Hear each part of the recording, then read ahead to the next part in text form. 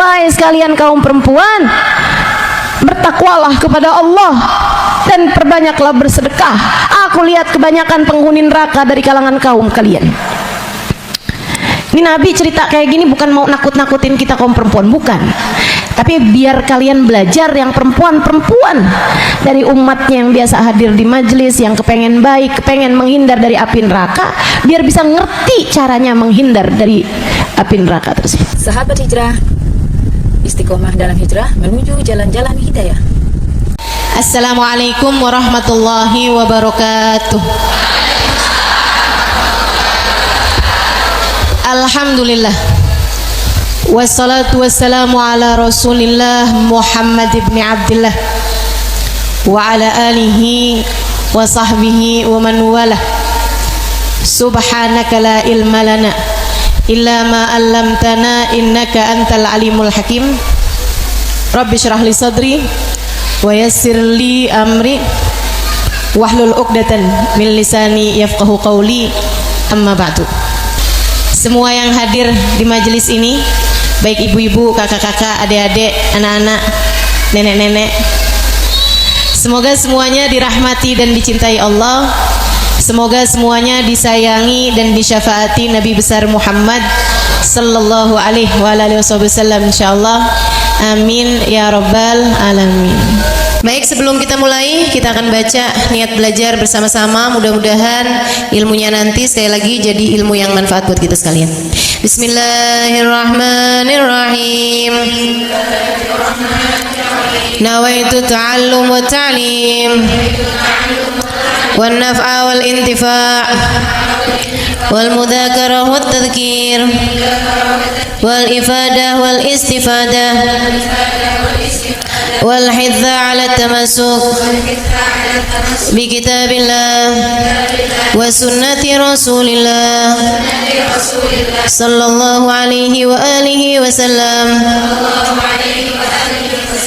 wa du'a ila al huda wa dilalata 'ala al khair ibtigha'a mardatih wa qurbih wa thawabih wa husnil khatimah ma'al lutfi wal afiyah wa salahil aqibah birahmatika ya arhamar rahimin. ila hadratin Nabi Muhammad sallallahu alaihi wasallam wa alihi washabihi azwaji wa dzurriyyati wa ahli baiti wasallimu jamil anbiya wal mursalin wal kulli ajma'in anna Allah yaghfiruhum wa yarhamuhum wa ya'li darajatihim fil jannah wa yanfa'una barakatihim wa asrarihim wa anwarihim wa ulumihim wa nafaatihim fid din wa dunya wal akhirah. Al-Fatihah, baca bersama-sama. A'udzu billahi minasyaitonir rajim. Bismillahirrahmanirrahim. Alhamdulillahi rabbil alamin arrahmanir rahim maliki yaumiddin iyyaka na'budu wa iyyaka nasta'in ihdinas siratal mustaqim siratal ladzina an'amta 'alaihim ghairil maghdubi 'alaihim waladdallin. Amin. Taqabbalallah minna wa minkum, taqabbal ya karim. Karena memang Allah tuh mau ngasih rezeki sama orang nggak pakai ada hitung-hitungannya, gitu kan? Pokoknya itu urusan langit, udah bener-bener yang Allah bilang rizqukum fis samai wa ma tu'adun, kata Allah. Rezeki kalian sudah selesai aku atur dari langit. Rezeki kalian sudah selesai aku atur dari langit. Saudaraku sekalian yang saya muliakan, nah kalau kita kepengen gitu kan kayak rezekinya digampangin, cara dapatnya gampang, menyenangkan, itu juga sama Allah udah dikasih clue-cluenya. Salah satu cluenya adalah dengan rajin sedekah. Salah satu cluenya adalah dengan rajin memberi, bukan hanya sedekah. Sedekah itu untuk orang yang kita tahu memerlukan. Tapi kalau memberi buat siapapun, termasuk kita ngasih sama orang yang kita sayangi, ngasih hadiah, begitu ya. Buat orang tua kita mampu, tapi kita seneng aja ngasih hadiah sama mereka gitu. Misalnya, kita suka ngasih kepada saudara-saudari kita, kakak adik kita, walaupun kita tahu dia mampu. Tapi misalnya kita habis jalan-jalan condet, kita beliin duku. Udah nggak ada ya. Kita beliin salak condet kan dulu masih ada tuh. Ingat tuh. Gitu. Saudara sekalian yang saya muliakan, itu memperbanyak rezeki. mempermudah rezeki, mempermudah jalurnya rezeki yang sudah Allah Subhanahu wa taala bagikan kepada kita, teman-teman sekalian. Nah, ini saya ingat ucapan Hubabah Maryam Al-Haddar, guru saya almarhumah. Beliau itu orang paling dermawan yang pernah saya kenal. Pasti ada banyak orang-orang dermawan, tapi orang paling dermawan yang saya kenal Hubabah Maryam Al-Haddar. Sedikit sekalian, beliau tuh kalau bepergian bisa jadi lupa bawa uang buat belanja, lupa bawa uang buat apa, tapi nggak pernah lupa bawa uang buat sedekah. Karena memang ini orang satu seneng yang ngasih luar biasa. Siapapun aja dia kasih. Anak-anak ketemu dia kasih, orang tua ketemu dia kasih. Dan dari Hubabah Maryam tuh saya juga jadi ngerti bahwa ternyata semua orang suka dikasih. Subhanallah loh, semua orang tuh seneng aja dikasih gitu. Walaupun dia orang mampu sekalipun gitu ya, tapi kalau dikasih tuh kok seneng aja gitu. Betul nggak? Ini yang katanya Nabi Muhammad, tahadau tahabu, saling beri hadiahlah kalian, maka kalian akan semakin saling sayang, semakin saling cinta. Makanya para ibu mesti yang besar hati buat selalu bisa ngasih sama anak-anaknya, para istri ngasih buat suaminya, gitu kan ya, saudara ngasih buat saudaranya dan seterusnya gitu. Itu memang adalah bagian dari kita pengen cari ridha Allah Subhanahu wa taala, irhamukillah, dengan cara memberi tersebut itu ya. Ngambil sifatnya Allah Subhanahu wa taala. Allah tuh mu'ti, Allah pemberi. Jadi kalau kamu juga ikut-ikutan, bukan jadi orang yang senang menerima tapi jadi orang yang senang memberi, maka Allah Subhanahu wa taala akan alirkan kepadamu rezeki-rezeki yang bahkan dari arah-arah yang tidak disangka-sangka. Saudara sekalian yang saya muliakan, Hubabah Maryam pernah bilang, Halimah jangan takut ngasih. Nak, jangan takut ngasih. Allah itu seringkali ketika kamu ngasihnya banyak, Allah juga ngasihnya banyak. Ketika Allah ngelihat kamu jalur keluar duitnya itu banyak, Allah juga bakalan ngasih itu buat memenuhin jalur keluarnya uang tersebut gitu. Kata Hubabah kayak begitu, jangan takut buat ngasih, nak, jangan takut buat ngasih. Subhanallah, itu sering saya inget-ingetin tuh, jangan takut buat ngasih, jangan takut buat ngasih. Kadang-kadang tuh orang punya banyak aja, kalau mau keluarin duit tuh kayak disuruh keluarin separuh nyawa gitu. Penuh perhitungan ya. Makanya ada satu cerita, salah satu dari habaib teriak-teriak manggil anaknya. Misalnya anaknya namanya siapa? Husin misalnya. Sen. Anaknya sebelah saya ada yang namanya Husin. Sen. Si Husin ini kan dia dengar panggilan tapi dia nggak tahu ayahnya ada di mana. Dia bilang, "Bang, Abah ada di mana sih, Bah? Ini Husin, Bah. Lebek, Bah." Kata abahnya, kamar mandi, nak. Iya, Bah. Dikirain suruh ngambil sabun, apa kehabisan odol gitu kan. Sen, tolong ambilin duit Abah, nak. Ada di gesper Abah warna hijau. Iya sih. Habaib-habaib kita suka punya gesper warna hijau. Gespernya habaib tuh ya. Jadi gespernya dipakai bukan buat celana panjang, tapi buat sarung. Ada yang tahu nggak? Anak-anak zaman sekarang nggak pada tahu nih, nggak seru ah. Dia bilang, ambilin duit Abah, nak. Kasihin kepada keluarga fakir miskin di jalan apa gitu, disebutin nama dia. Dikerjain sama anaknya saat itu juga, diambil uangnya kemudian diserahkan kepada keluarga yang dimaksudkan sama abahnya. Habis dia pulang, dia bilang sama abahnya, "Bah, Abah kenapa sih, Bah? Sampai repot-repot lagi di kamar mandi, bukan nunggu aja ntar keluar." Abahnya bilang, "Nak, kalau keluar setannya lain lagi." Emang sedekah tuh kalau nggak cepet-cepet dikeluarin lain lagi tuh. Coba aja kamu ngeliat orang nih, ya ampun kesian banget, mau ngasih nih kayaknya 100 ribu deh misalnya gitu. Kita inget nih di dompet kita ada 100 ribuan gitu kan. Pas kita buka dompet, tapi banyak juga loh orang kayak gitu, 50 ribu aja apa ya gitu. Kelihatan ada duit yang hijau 20 ribuan. Terakhir keluarnya berapa? 5.000. Ada yang pernah begitu? Mana orangnya? Saya. Urusan sedekah luar biasa. Kalau nggak cepet-cepet dikerjain, luar biasa setannya, teman-teman sekalian. Makanya mudah-mudahan Allah SWT selamatkan kita dari segala sifat pelit-pelit ini nih. Baik itu yang namanya syuh ini udah pelit yang banget pelitnya, ataupun bakhil orangnya ya. Kalau yang tadi atas syuh, orangnya namanya syahih. Kalau yang kedua nih bakhil, yaitu orang yang pelit sama apa yang dia punya. ama yang jadi miliknya dia mau ngeluarinnya tuh penuh dengan perhitungan. Dan gayahnya, puncaknya orang pelit yang kayak beginian nih, puncaknya pelit adalah dia sampai berusaha untuk bisa yang wajib-wajib pun jadi nggak wajib. Gimana caranya gitu? Kayak bayar zakat gitu kan, mikir-mikir mau bayar zakat harta 2,5% dari harta kita di akhir tahun. Itu kan kalau mau dicari-cariin jalannya biar nggak keluar zakat, bisa teman-teman, bisa. Terutama nih orang-orang kayak saya nih, belajar fikih kelamaan, belajar fikihnya lama, saya tahu persis cara mengelabui hukum Islam. Tetapi teman-teman saudara sekalian, ilmu ini walaupun saya mengetahuinya, saya tidak akan mengamalkannya buat diri saya pun juga buat orang lain. Kenapa gitu? Kamu sedang mengelabui siapa?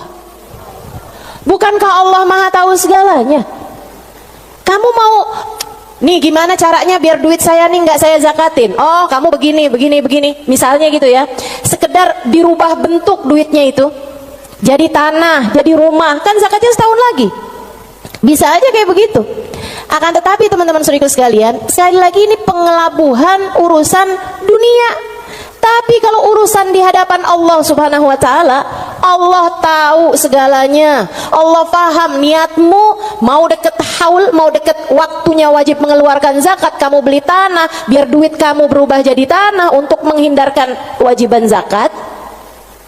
Allah paham betul urusan apa yang ada di dalam hatimu itu. Jadi janganlah sok-sokan cari-cari. Mungkin ada pendapat lain yang bikin ini jadi nggak wajib, misalnya gitu kan? Ada aja, bisa aja teman-teman saudara sekalian. Orang yang belajar fikih bertahun-tahun itu akan ngerti caranya hal-hal yang seperti itu. Tapi tentu saja kita tidak akan mengamalkannya, sebab yang kita cari bukanlah pandangan manusia, yang kita cari bukanlah hukum dunia, akan tetapi yang kita cari adalah yang di sisi Allah Subhanahu wa ta'ala. Saya jadi ingat sama Syaiban. Ini yang dianggap sama Imam Syafi'i sebagai salah satu guru-gurunya Imam Syafi'i. Imam Syafi'i satu hari ditanya sama muridnya Imam Ahmad bin Hanbal, siapa aja guru-gurumu tuan? Sebutin sama Imam Syafi'i, fulan bin fulan, fulan bin fulan, fulan bin fulan.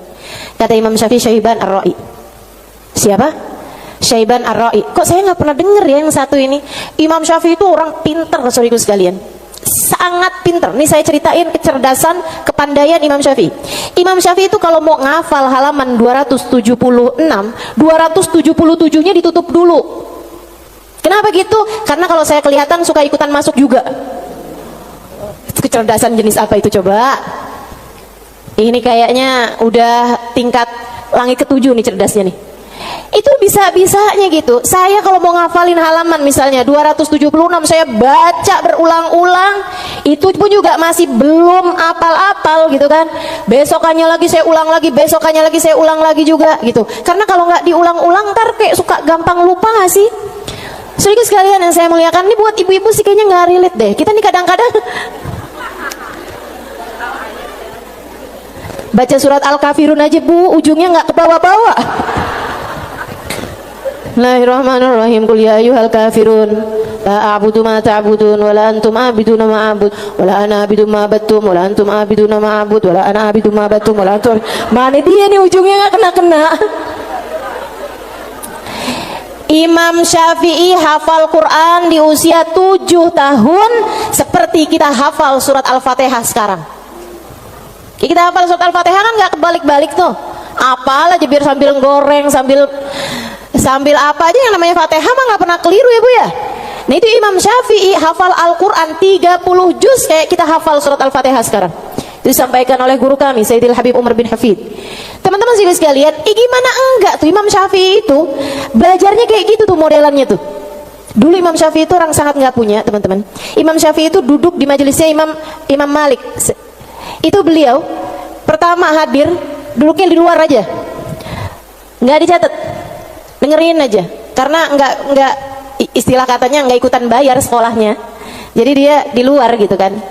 Satu waktu habis selesai murid-murid pada keluar, gurunya nih ngeliatin si anak ini, dipanggil sama gurunya gitu, terus tanyain, belum Imam Malik ini ya, gurunya yang masih awal, masih dasar, tanyain gitu, nah tadi apa yang saya terangkan? Dia bisa ngulangin semua yang diterangin sama gurunya 100%. Habis itu gurunya bilang, "Nak, kenapa kamu nggak duduk di kelas saya?" Dia bilang, "Karena saya nggak ikutan bayaran." "Nggak apa-apa, duduklah nak di kelas saya akan berbangga dengan kamu bisa duduk di kelas saya." Dah tuh Imam Syafi'i. Kalau mau ngafalin halaman sebelah, halaman yang sesudahnya tuh ditutup dulu sama beliau, karena gampang banget masuk, asal kelihatan kelebetan udah langsung masuk. Kecerdasan yang luar biasa, teman-teman saudaraku sekalian yang saya muliakan. Nah, ini satu waktu ditanya sama muridnya Imam Ahmad bin Hambal, "Guru-gurumu siapa aja Tuan?" Sampein si ini. Kenal, rata-rata Imam Ahmad bin Hambal kenal, mereka adalah ulama-ulama pada masa tersebut gitu, yang disebut sama Imam Syafi'i, Syaiban Ar-Ra'i. Baru nggak kenal. Siapa tuh Syaiban Ar-Ra'i? Ra'i, dia bilang, kata Imam Syafi'i, tukang gembala kambing. Penasaran, pengen dong kenal. Oh ya, nanti saya akan ajak kamu. Satu hari diajak nih sama Imam Syafi'i, Imam Ahmad bin Hambal diajakin pergi ke tempatnya Syaiban Ar-Ra'i. Di mana diajakinnya? Di tempat gembalaan kambing. Sambilan tuh kambing digembala, Syaiban sholat. Kambingnya makan rumput, dianya sholat. Habis saya sholat, di Imam Syafi'i sama Imam Ahmad bin Hambal duduk di situ. "Assalamualaikum warahmatullahi wabarakatuh Syaiban." "Waalaikumsalam warahmatullahi wabarakatuh." "Syaiban, saya nih datang kemari nih," katanya Imam Ahmad bin Hambal, "karena Imam Syafi'i waktu saya tanya salah satu gurunya, dia menyebutkan dirimu, wahai Syaiban." Memang Syafi'i ini ada-ada aja. Tawadu kan, bukan yang ya gitulah saya. Walaupun saya kelihatannya penggembala kambing ya, tapi jangan remehkan. Saya gurunya Imam Syafi'i, nggak gitu. Dia bilang, Imam Syafi'i ini emang ada-ada aja. Bagaimana mungkin penggembala kambing seperti saya jadi gurunya Imam Syafi'i? Kata Imam Syafi'i, "Syaiban, saya datang kemari ini mau bertanya beberapa permasalahan." "Oh iya, boleh. Apa pertanyaanmu?" "Yang pertama, kami mau tanya kepadamu urusan sholat. Kalau kamu nih ngerjain sholat, terus kamu lupa Syaiban, ini udah 2 rakaat apa baru 1 rakaat ya? Apa yang harus kamu lakukan wahai Syaiban?" Syaiban jawab, "Ala madhabina au ala madhabikum." Sesuai madhab kalian atau sesuai madhab saya? Oh, Syaiban punya madhab, maaf, Syaiban punya madhab. Katanya Imam Syafi'i, "Emang ada 2 madhab nih dalam masalah ini?" "Iya, tentu saja. Madhab kalian selalu berbeda dengan madhab saya." "Oh, boleh kami tahu. Kalau sesuai dengan madhab kami gimana Syaiban?" "Kalau madhab kalian, kalau lupa berapa rakaat sholat, ngambil rakaat yang sedikit, kemudian sesudahnya sujud sahwi." "Iya benar," kata Imam Syafi'i, "benar. Begitu memang yang disampaikan oleh baginda kita Nabi besar Muhammad sallallahu alaihi wasallam."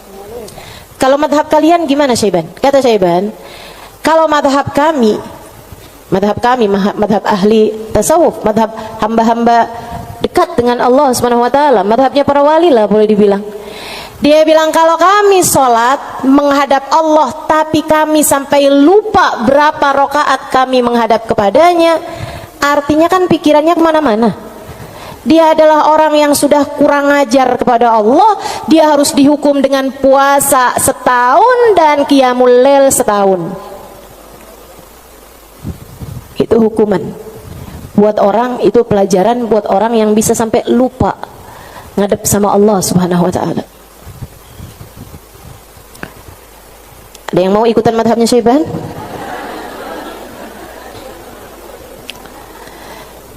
Oke. Imam Ahmad bin Hambal mikir, pantesan nih orang jadi gurunya Imam Syafi'i. Nggak salah. Dia bilang, "Pertanyaan yang kedua wahai Syaiban, ini saya mau nanya urusan zakat." "Baik. Ini kan kamu kan punya banyak kambing nih Syaiban nih, yang kamu gembalakan nih kambing-kambing mau bukan?" "Iya, kambing saya," kata Syaiban. "Ada kayak berapa ekor lah kambingnya." Dia bilang, "Berapa zakatnya kambingmu ini wahai Syaiban?" Syaiban kembali nanya, "Ala madhabina am ala madhabikum?" Madhab saya apa madhab kalian? Dia bilang, "Emang ada 2 madhab juga nih dalam urusan zakat ini nih?" "Iya, selalu ada opini-opini, pemahaman-pemahaman dalam urusan agama." Dan teman-teman, agama Islam ini satu-satunya agama yang memperbolehkan kamu untuk, bahkan menyuruh kamu untuk selalu berpikir. Agama yang paling natural, agama yang sesuai sama pola pikir manusia. Kamu harus berpikir biar selamat dari api neraka. Kamu harus berpikir, gitu kan? Bahkan Allah ketika menceritakan tentang orang-orang ahli neraka, lahum qulubun la yafqahuna biha, kata Allah. Mereka punya hati, punya pikiran, tapi nggak dipakai mikir.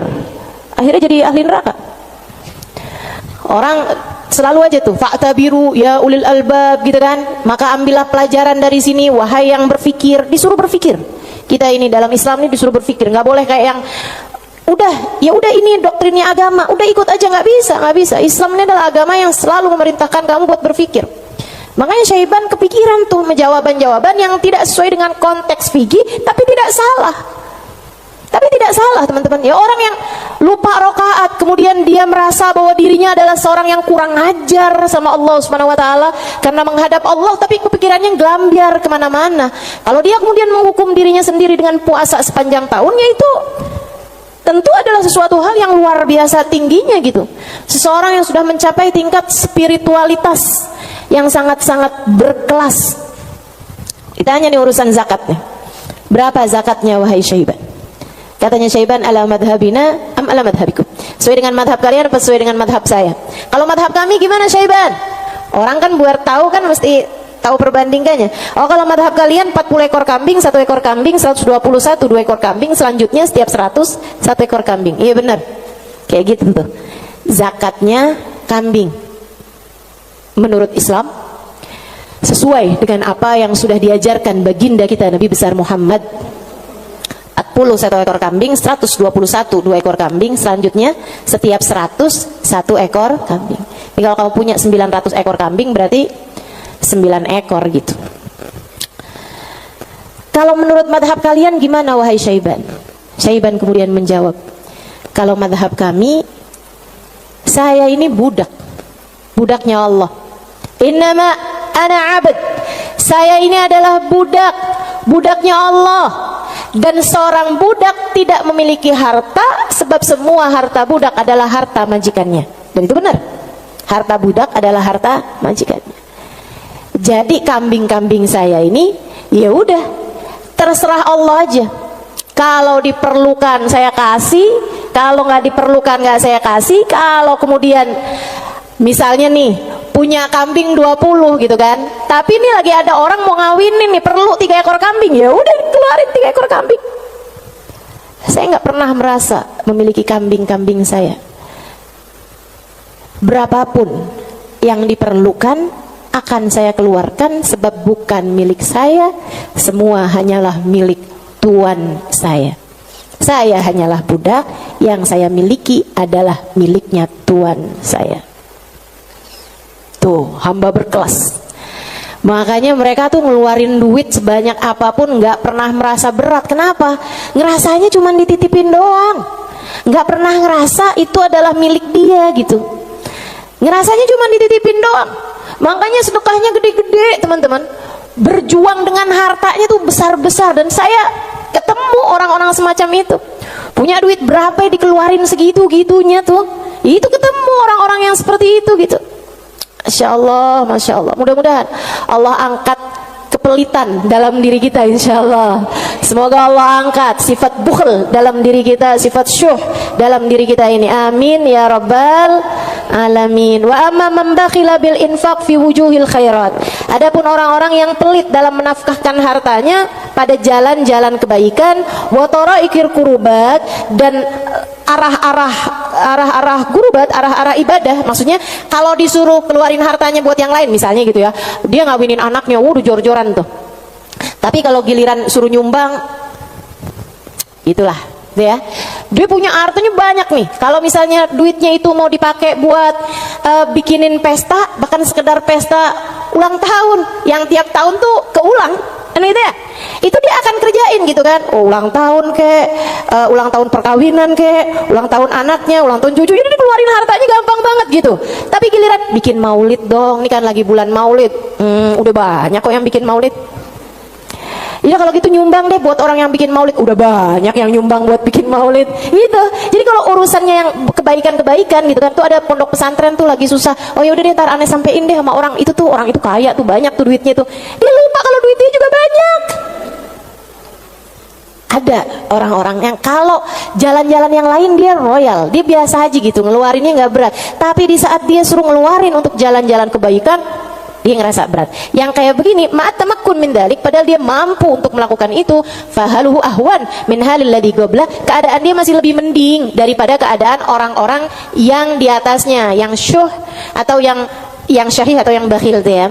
Yang atasnya itu sampai dengan yang wajib-wajib aja dia nggak mau keluarin. Kalau yang ini yang wajib sih dia keluarin sih, yang wajib dia keluarin. Cuman kalau yang sunnah-sunnah gitu, kayak nyumbang-nyumbang, ngasih-ngasih sama orang, gitu-gitu dia tar dulu deh, duit saya juga nggak segitu banyaknya gitu kan. Ada orang nih susah-susah nih, terus dia bilang gitu, emang beneran susah, anak-anak yatim gitu kan, korban bencana alam atau apa gitu, emang beneran susah. Itu juga mau ngeluarinnya kayak yang berat banget gitu.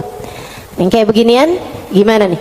Ahwan minal ladzi qabla, mendingan sih daripada yang sebelumnya. Sebutnya apa? Wa yusamma bakhilan aidan, disebut juga orang bakhil juga. Li'annahu qad atharal mal wa laqiba fi imsaki, karena dia mendahulukan harta untuk dirinya sendiri dan dia senang buat pegangin hartanya. Wa bakhila bi badlihi fi ma huwa arfa' lahu wa anfa' inda rabbih min ad-darajatil ula wal khairatil baqiyah fid daril akhirah. Karena dia itu kan bakhilnya itu menyelahkan sesuatu yang dia rasa lebih bermanfaat.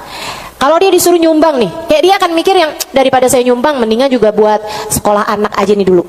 Mendingan buat ngirimin anak dulu aja, mendingan buat ini aja, mendingan buat itu aja. Kayak yang dicari-cari gitu keperluan dia itu, mendingan ganti horden aja, mendingan ganti karpet aja, mendingan ada pintu model baru, mendingan saya ganti pintu aja, mendingan saya. Pokoknya gitu aja gitu, daripada dia mencari-cari, maksudnya daripada dia mengeluarkan hartanya untuk urusan-urusan yang sifatnya akhirat, dia akan lebih memilih untuk yang buka cabang aja, buka usahanya lebih luas aja, mendingan ini aja, mendingan itu aja, kayak gitu-gitu. Atau bahkan mendingan buat kawin lagi aja. Itu ngebantu orang juga. Dia akan nyari perempuan yang miskin juga. Gimana tuh? Wa madamal insan yarjah imsakul mal ala badli fi mahabbillah wa maradi fa huwa ghairu khalin an syai'in minal bukhl. Dan sesiap orang, selagi seseorang itu masih lebih mendahulukan, masih lebih mementingkan megang hartanya daripada menyerahkannya di jalan yang diridhoi Allah dan yang dicintai Allah, maka artinya orang tersebut belum kosong dari sifat pelit. Artinya dia masih punya sifat pelit dalam dirinya. Uang kamu nih antara kamu serahkan buat beli sesuatu duniawi sama kamu serahkan buat kepentingan akhirat, kamu ringanan mana? Ya kita masih lebih ringan untuk urusan dunia kita kan? Betul nggak? Atau untuk antara kamu keluarkan di jalan Allah dengan kamu tabung, kamu masih beratan mana? Ya beratan ngasih lah.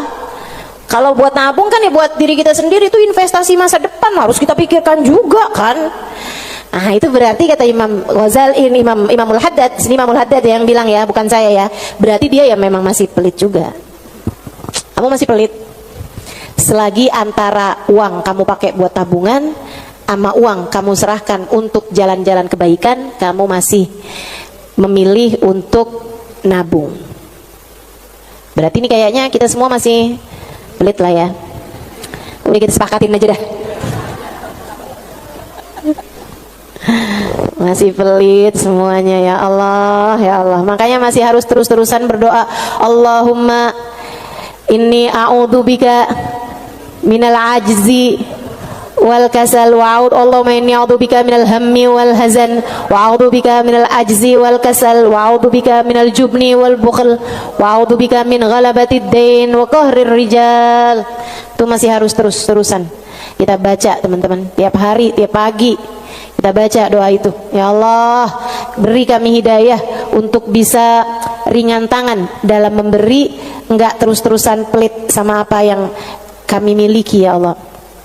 Wala yakunul insan jawadan sakhiyan hatta yakuna badrul mal fi mahabbillah arja inda wa ahab ilaih min imsaki. Dan seseorang itu belum bisa disebut dermawan, belum bisa disebut sakhi, belum bisa disebut orang karim, orang dermawan sampai dia merasa bahwa menyerahkan uang di jalan Allah lebih dia sukai daripada menabung, daripada pegang duit itu, daripada dia nggak ngasihnya di jalan Allah gitu. Kalau kamu ngerasa masih ngasih itu lebih berat daripada kamu pegang, nah itu berarti kamu masih pelit. Tapi kalau kamu ngerasa yang ngasih lebih kamu sukai, daripada kamu pegang, gitu ya, itu berarti kamu adalah seseorang yang dermawan. Udah jadi tambah jauh aja nih kita nih. Fa'lam dzalik wa'mal alaih. Ketahuilah hal ini dan amalkanlah, wallahu yatawalla hudak. Semoga Allah Subhanahu wa taala memberikan petunjuk kepadamu. Amin ya rabbal alamin. Wa minal muhlikat, dan salah satu dari sifat-sifat yang dapat menghancurkan seseorang, salah satu dari sifat-sifat penghancur amal ibadah seseorang, salah satu dari sifat-sifat yang dapat meluluh lantakkan dirimu, menurunkan nilaimu di mata Allah Subhanahu wa taala adalah al-ghurur, sifat ghurur, tertipu. Apa tuh tertipu? Wa makna, arti tertipu adalah an yulabbisul insan ala nafsih. Dia bikin samar kepada dirinya sendiri, wa yuriyahal umur ala khilafi ma hiya alaih. Dia memperlihatkan kepada nafasnya, kepada dirinya, ala khilafi ma hiya alaih, tidak sesuai dengan fakta yang ada.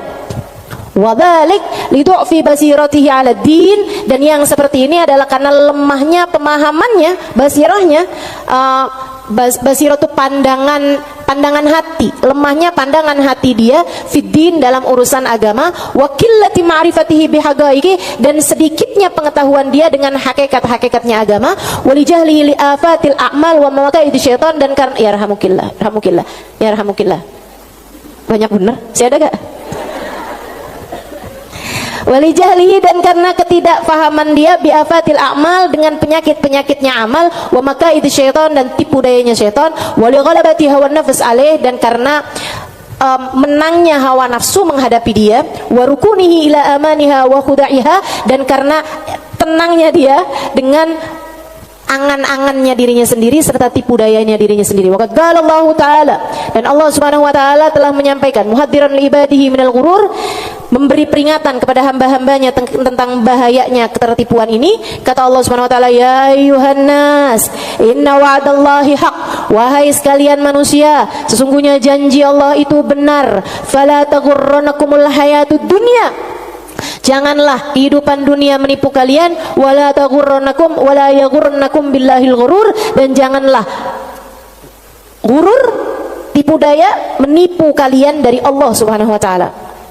Wa qala ta'ala fi wasfi ba'dil mughtarrin, dan Allah Subhanahu wa taala telah mensifati sifatnya orang-orang yang tertipu dengan firman Allah Subhanahu wa taala dalam akhir surat Al-Kahfi, alladzina dhalla sa'yuhum fil hayatid dunya wa hum yahsabuna annahum yuhsinuna sun'a. Mereka adalah orang-orang yang sesat jalan mereka di dunia, akan tetapi mereka menyangka bahwasanya mereka telah berbuat banyak kebaikan-kebaikan dunia.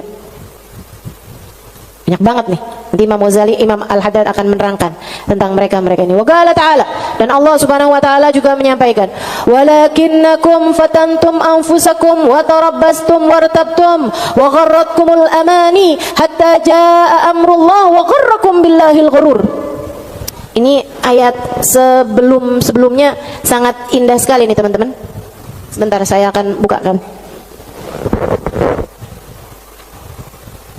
Kata Allah Subhanahu wa taala, walakinnakum fatantum anfusakum, akan tetapi kalian telah menipu diri-diri kalian sendiri, wa tarabbastum, dan kalian menunda-nunda, wartabtum, dan kalian merasa ragu, wa gharratkumul amani, dan kalian tertipu dengan angan-angan kalian sendiri, hatta jaa amrullah, sampai datang ajal menjemput kalian, wa gharrakum billahil ghurur, dan kalian telah tertipu, dan tipu daya telah menipu kalian dari Allah Subhanahu wa taala. Al-Hadid ayat 14. Al-Hadid ayat 14.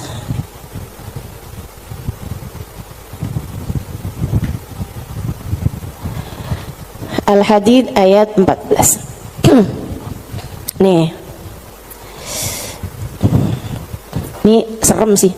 Saya mau baca ayat ini nih, pas baca Quran pas nyampe ayat-ayat ini, ya Allah ngerinya. Saya bacain ya.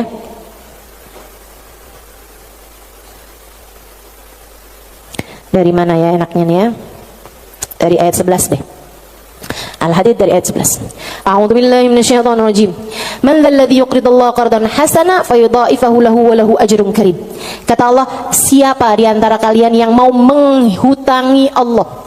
Ini Allah nih dari taunya orang-orang tuh ama hartanya tuh medit banget, pelit banget, sampai Allah bilang, kamu di saat sedekah, kamu nggak lagi ngasih buat orang, kamu lagi ngasih hutangan kepadaku, kata Allah. Kamu lagi ngasih tuh, kamu lagi ngasih hutang sama aku, kata Allah. Man dzalladzi yuqridullaha qardan hasana, siapa yang menghutangi Allah dengan hutangan yang bagus.